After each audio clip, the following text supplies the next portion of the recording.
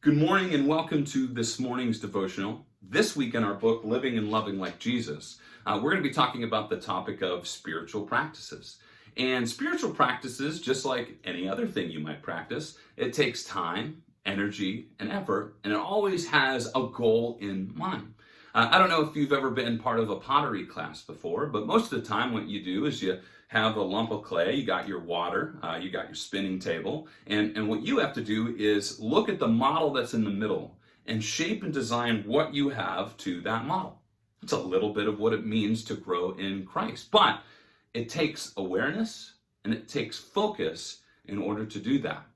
Our author this week says this about spiritual practices. He said, Jesus made it clear that transformation happens as we engage tangible spiritual practices that make us aware of and ultimately open to God in entirely new ways.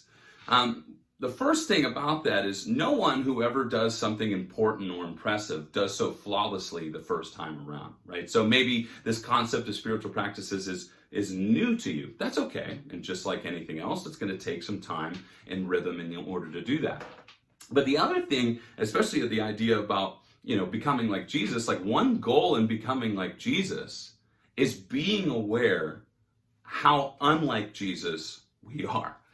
And the Lord weeds us and removes and prunes those things from our lives in order to make us more and more like Jesus. And so, as many people might say, the first step in growth is awareness. That's what I wanted to talk to you guys about today. And so tomorrow, what I want you to do is I want you to bring a pen and a piece of paper, and I want to do a spiritual practice with you that might help you become more and more aware, maybe of how unlike Jesus you are, so that you can grow into and be shaped and molded into the image of Christ.